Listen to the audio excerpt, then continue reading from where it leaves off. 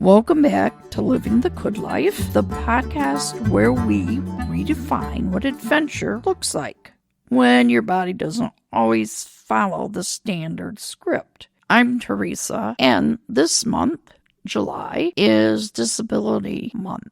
Our friends will discuss more information about the disability community in general. Thanks for listening. Hope you enjoy this show. You know, it's funny. When you walk down a city street today and you see a curb cut, you know, those little concrete ramps right at the corner of an intersection. Right. Or like when you grab a handrail in a public bathroom, Right. or you press one of those giant silver buttons to open an automatic door. There is this built-in expectation that it's all just, I don't know, civic engineering. Yeah. Like at some point, some benevolent city planner just looked at a blueprint, stroked their chin and went, hey, let's make this easier for everybody. Right. We tend to view the accessible world around us as this byproduct of natural passive progress. Yeah, exactly. Like it's just the inevitable march of modern architecture getting, kinder over time. Kinder, right. Feels clean. It feels structural. But then, and this is what we're getting into today, you start actually digging into the history of disability rights in this country, and suddenly that little concrete curb cut isn't just concrete anymore. No, not at all. It is a battle scar. Like when you look at the accessible landscape, you are looking at a world that was absolutely not given to anyone by benevolent lawmakers. Yeah. It was taken, demanded, and fought for in ways that are honestly jaw-dropping. It is the absolute definition of a hard-won revolution, and it completely shatters that illusion of passive progress, Yeah. You realize very quickly that accessibility is not a charity project. It is a profound matter of civil rights. Which is exactly what we are getting into today. Welcome to the Deep Dive. We are honoring Disability Pride Month, which is celebrated every July to mark the passage of the Americans with Disabilities Act back on July 26, 1990. It's such an important milestone. It really is. And for you listening, our mission today is to take you on a narrative journey. We've got an incredible stack of sources in front of us, ranging from a deeply detailed historical report from the U.S. National Park Service to several contemporary advocacy briefs that lay out the modern landscape of the movement today. And as we go through these sources, the core theme that just emerges over and over again is power. Yes, power. This is a history of fierce self-worth, community, and raw political power. I want to be really clear right up front. It is not a story about pity. It has never been about pity. Okay, let's unpack this. Because to understand where the disability rights movement is today, and to understand the pride we see every July, you can't just start with the ADA in 1990. Right, that's too late in the timeline. Exactly. You have to look at the radical lengths people had to go to just to force the government to enforce the laws that had already passed. And that takes us back to 1973. Yeah, the Rehabilitation Act of 1973. Specifically, there's this tiny provision buried inside it called Section 504. Right. Our sources point out that Section 504 is incredibly brief. It's less than 100 words long. Which is wild for a piece of legislation that important. It really is. It essentially just mirrored the Civil Rights Act of 1964, stating that no qualified individual with a disability could be excluded from or discriminated against in any program receiving federal funds. Right. So on paper, less than 100 words officially recognize disability as a civil rights category for the very first time. On paper, yes. But here is the critical gap between legislation and reality. A law is entirely useless if there are no practical regulations written to enforce it. Oh, right, because how do you enforce a vague idea? Exactly. You can say no discrimination all you want, but what does that actually mean for a university or a federally funded hospital? Right, the logistics of it. Yeah, and the organizations that would have to comply with this were pushing back hard. They didn't want to spend the money to retrofit buildings with ramps or provide braille materials or hire sign language interpreters. They argued the cost of compliance was just unreasonable. So wait, they just stalled. Like for years, the government passes a civil rights law and then just refuses to write the instructions on how to actually follow it. Literally for years. It gets kicked down the road from one administration to the next, and by 1977, it lands on the desk of Joseph Califano. He was President Jimmy Carter's Secretary of Health, Education, and Welfare, HUW. And Califano refused to sign the regulations. He was actively meeting with lobbyists who wanted to water the rules down. Wow. So the disability community, organized by a group called the American Coalition of Citizens with Disabilities, they give Califano a massive ultimatum, right? They do. They say, sign the regulations unaltered by April, or resign. And he obviously doesn't either. Yeah. And that triggers April 5, 1977. The 504 sit-ins. Yeah. Protests erupt at 10 regional HEW offices across the country. But the one that fundamentally changed history happened in San Francisco at the Federal Building at 50 UN Plaza. And this is where the story gets so intense. It really does. Activists, led by these brilliant organizers like Judy Heumann and Kitty Cohn, they marched right into the building, occupied the offices, and simply refused to leave. And I want to emphasize this for everyone listening. This wasn't, a weekend protest where people hold signs for a few hours and then go home for dinner. It lasted 26 days. To this day, it remains the longest peaceful occupation of a U.S. federal building in history.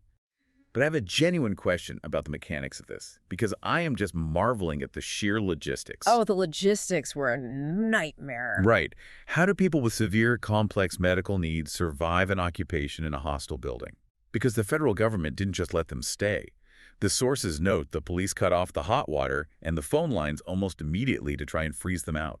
It's an incredible logistical feat, and it came down to pure, unadulterated solidarity and ingenuity. You had people sleeping on hard office floors, which meant risking severe, life-threatening bed sores. Oh, man. You had people choosing to forego their personal aids and vital medical equipment from home. And to keep critical medications cold when they had no access to a kitchen or running electricity in certain parts of the building, Kitty Cohn literally built a makeshift refrigerator. Wait, how? She taped a cardboard office box around a running window air conditioning unit. That is amazing. There's a true MacGyver stuff right there. Yeah, exactly. And what about the cut phone lines? How did they communicate with the outside world if the police cut them off? Deaf protesters went to the high windows of the federal building and used sign language to communicate entirely in the open with supporters standing down on the street below. Oh, wow. Yeah, they bypassed the phone system entirely. See, that is the defining moment for me in these historical documents, the cross-movement solidarity, because they weren't in that building alone. No, not at all. The broader civil rights community recognized the shared struggle and showed up in a massive way. The Black Panther Party, recognizing the intersection of systemic oppression, they delivered hot meals to the protesters every single day of the occupation. It's such a powerful image of mutual aid. It really is. Yeah. And the International Association of Machinists Union, the IAM, they stepped in when a delegation of these protesters eventually flew to Washington, D.C. to pressure the White House directly. Right, because once the organizers flew to D.C., they hit a massive physical barrier. There was zero accessible public transit for wheelchair users in the Capitol. Zero. Yeah. The buses didn't have lifts. The subway wasn't accessible. So the Machinists Union rented a massive box truck. Yeah. And they transported wheelchair users around Washington in the dark in the back of this truck just so they could physically corner politicians in their offices. What's fascinating here is the sociological shift that happened inside that San Francisco building over those 26 days. Because up until this point, disabled people were often incredibly isolated from one another due to the very lack of accessibility they were fighting against. Oh, that makes sense. Right? Someone who is blind and someone who uses a wheelchair might face completely different daily barriers. They rarely had accessible public spaces where they could physically gather, share ideas, and organize. But suddenly you have this incredibly diverse cross-section of humanity locked inside a federal building together for nearly a month. Exactly. This isolated community was forced into a shared space. They shared stories, they managed each other's complex medical needs, and in doing so, they forged a unified, cross-disability political bloc. They found their common ground. They stopped being fragmented subgroups and became a singular, undeniable force. They realized their struggles shared the exact same root cause, which is systemic ableism. And it worked. The national media caught wind, the pressure became insurmountable, and on April 28, 1977, Joseph Califano gave in and signed the regulations completely unchanged. It's a monumental victory. Yeah. But as we see in the sources, 504 had a massive limitation. It did. It only protected people in federally funded programs. So if you wanted to go to the post office, you were fine. But if you wanted to eat at a private restaurant or work at a private company or just ride a private bus, it was perfectly legal for them to tell you no or simply have a flight of stairs you couldn't climb. Yeah, a huge loophole. To protect disabled people in the private sector, they needed a new law, the Americans with Disabilities Act. And that explains why by 1990, history is basically repeating itself. Right. The ADA is stalled in congressional committees. Private business interests are complaining about the hypothetical cost of building ramps and widening doors. The legislation is just stuck. So the community mobilizes again. March 12, 1990. The Capitol crawl. Gives me chills just thinking about it. Over 1,000 protesters march on the U.S. Capitol. And this is the visual that I think perfectly encapsulates the physical toll of this fight. Over 60 activists get to the bottom of the Capitol steps, all 83 stone steps, and they abandon their wheelchairs. Yeah. They leave their crutches at the bottom, and they begin to physically pull their bodies up the steps, crawling to the doors of Congress. It was a visceral, undeniable demonstration of the barriers that society had artificially placed in front of them. For decades, society had hidden disabled people away in institutions. Out of sight, out of mind. Exactly. This action forced lawmakers and the cameras of the world to watch the sheer physical toll of ableism in broad daylight. You couldn't look away from the fact that the literal seat of American democracy was physically inaccessible to millions of its citizens. And among them was an 8-year-old girl named Jennifer Keelan Chaffins, who had cerebral palsy. She pulled herself up those stone steps alongside the adults. And there's this famous, just gut-wrenching quote from her where she declares, "I'll take all night if I have to." It broke the legislative logjam. It provided the indisputable moral clarity needed to push the bill forward. And just a few months later, on July 26, President George H.W. Bush signed the ADA into law. Here's where it gets really interesting, though. Okay. We spent this first half of the conversation talking about physical barriers, the steps to a building, the width of a door, the curb cut. But the disability rights movement didn't stop in 1990. The movement evolved because what happens when the barriers and the disabilities themselves aren't immediately visible to the eye? This is arguably the most significant evolution of modern disability advocacy. Yeah. The original legal framework, like the ADA, was largely built around physical and apparent disabilities because those were the barriers that could be, measured with a tape measure. Right. But a massive, massive portion of the community lives with non-apparent conditions. We're talking autoimmune diseases, chronic pain, mental health conditions, neurodivergence. Right. And as Disability Pride Month really started gaining global momentum around 2015, which was the 25th anniversary of the ADA, you see this distinct shift in the advocacy briefs. Very much so. The focus really began to expand to encompass these non-apparent disabilities, which is perfectly captured by the history of the Disability Pride flag. The flag is such a brilliant case study in how this community operates. It was originally created in 2019 by a disabled artist named Anne McGill. It featured bright, zigzagging lightning bolt stripes over a dark background. But the version of the flag you see today is actually a redesign from 2021. And the reason it was redesigned is so perfectly aligned with everything we're talking about. It's the ultimate lesson in meta-accessibility. The 2019 flag looks striking, but the community quickly realized that the zigzag pattern, combined with the high-contrast neon colors, was actually causing visual sensory trigger. Yeah, as people scrolled past it on social media, the design was inducing migraines and triggering symptoms for people with epilepsy or visual processing disorders. So a flag meant to symbolize the disabled community was physically inaccessible to a portion of the people it was supposed to represent. So McGill didn't get defensive. She listened to the community, collaborated with folks who have visual processing disorders, and completely redesigned it in 2021. She straightened the stripes into a diagonal band, softened the contrast, and reordered the colors so they would be red-green colorblind friendly. Which is just fantastic. And then she placed the design in the public domain, meaning anyone can use it freely forever. And the visual language of that flag is incredibly deliberate. It doesn't just lump everyone together into one homogeneous group. Right. It intentionally maps out the distinct experiences within the community. The background of the flag is a faded charcoal or black, which represents mourning.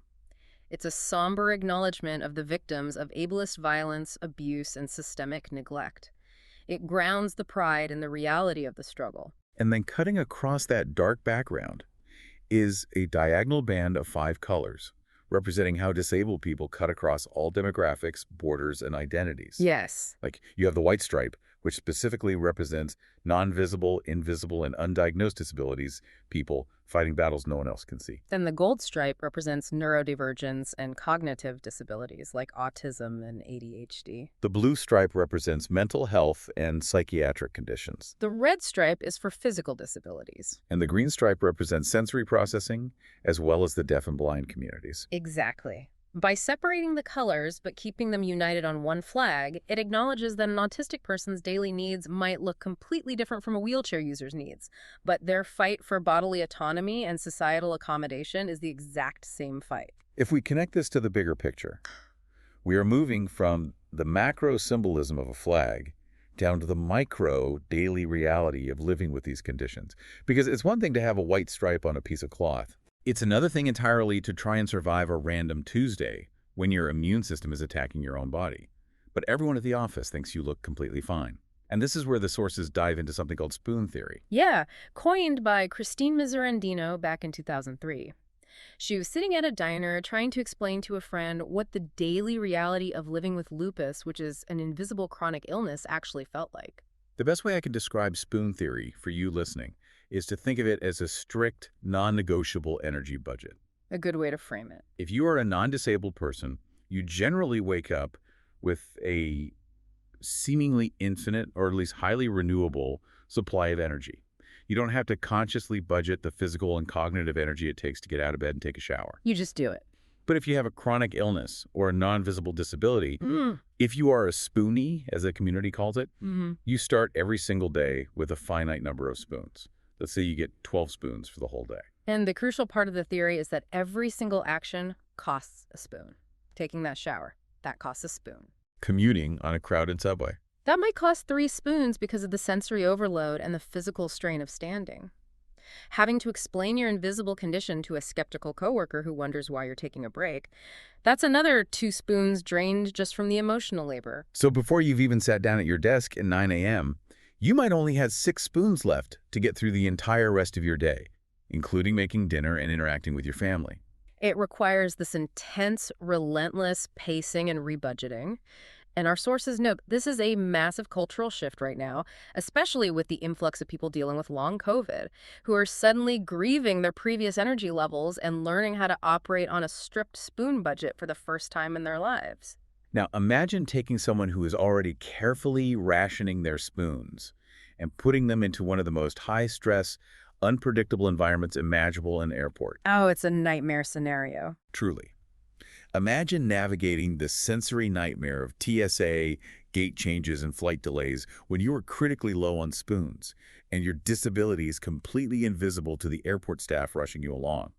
You might desperately need a bit of extra time to board, or you might need clear verbal instructions because of cognitive overload, but you don't look disabled to the gate agent. This specific friction point is where we see practical solutions emerging, like the Hidden Disability Sunflower Lanyard. It was created in 2016 by the accessibility team at Gatwick Airport in the UK. It's a simple green lanyard with yellow sunflowers. And the mechanics of it are brilliant. It acts as a discrete signal to trained transit and airport staff that the person wearing it has a non-visible condition. Right. It doesn't mean the person wants to be patronized or treated like a child. It just signals that they might need extra processing time, a bit of physical space, or a slightly different approach. And what makes the Gatwick model work is the training. Airports and businesses actually pay for training modules, so their staff understand the behavioral cues associated with the lanyard. Importantly, for the user, it operates entirely on their honor system. You don't have to show invasive medical paperwork to a barista or a TSA agent to get one.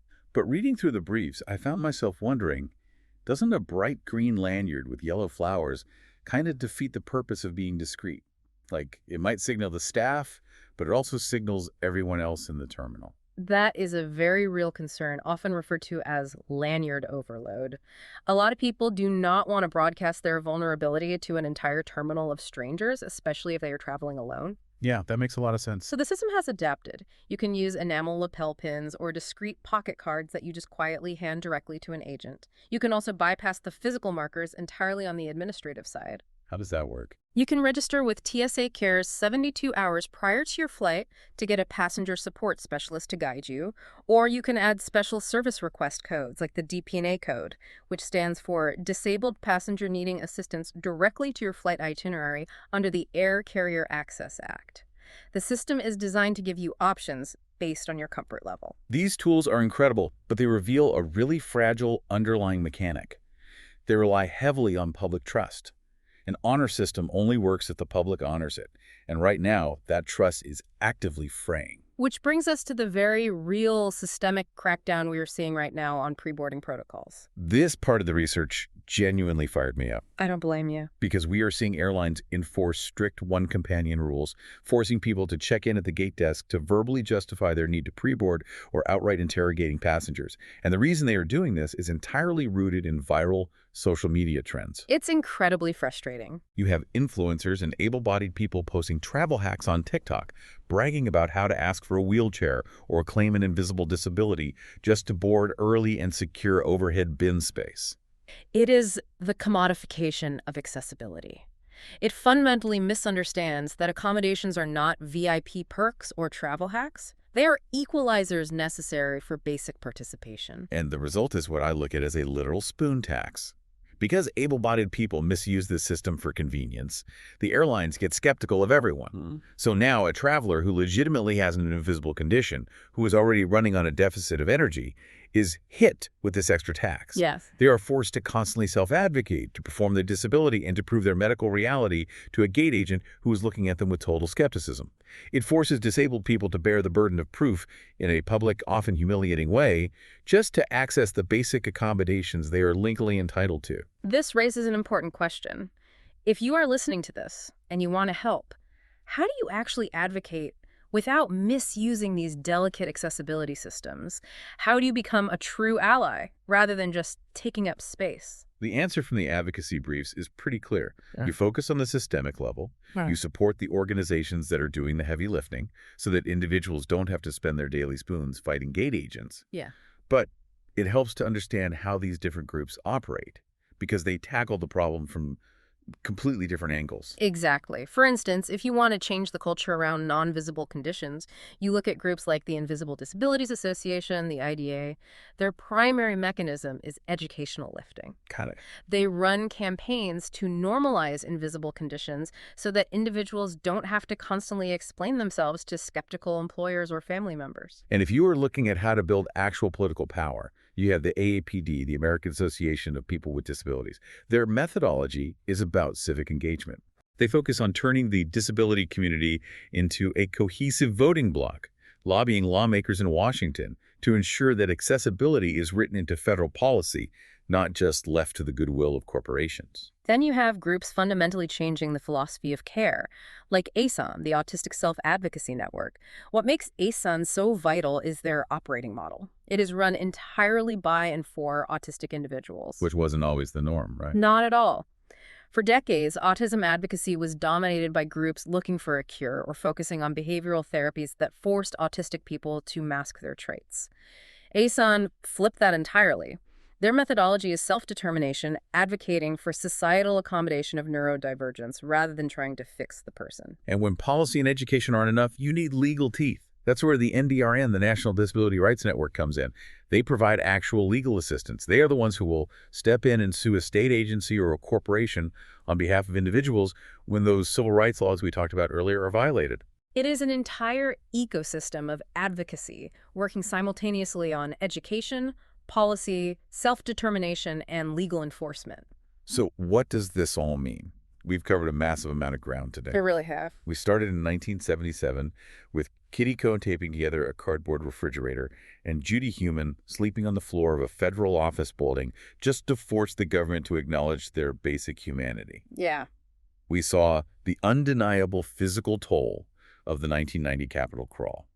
And we've tracked how that radical spirit has evolved to protect the invisible, the neurodivergent, and the chronically ill today, demanding that they be believed and accommodated without having to pay a daily spoon tax. It's a history that proves the world can be reshaped when a community refuses to be ignored. But as we wrap up, I want to leave you with a thought about where this fight goes next. Okay. We spend a lot of time talking about concrete curb cuts and physical ramps, but right now we are building an entirely new world from scratch, the digital world. Oh, wow. Yeah. As we construct the metaverse, as we integrate artificial intelligence into hiring algorithms, and as virtual reality becomes the new workplace, we have to ask, who is writing the code? Are we accidentally building digital stairs? That is such a good point. Because if we don't code accessibility into the foundation of these new frontiers right now, we're going to need a digital capital crawl tomorrow. The frontier of disability rights isn't just in physical buildings anymore. It's in the architecture of our technology. And it's up to all of us to ensure the future is built with the doors wide open.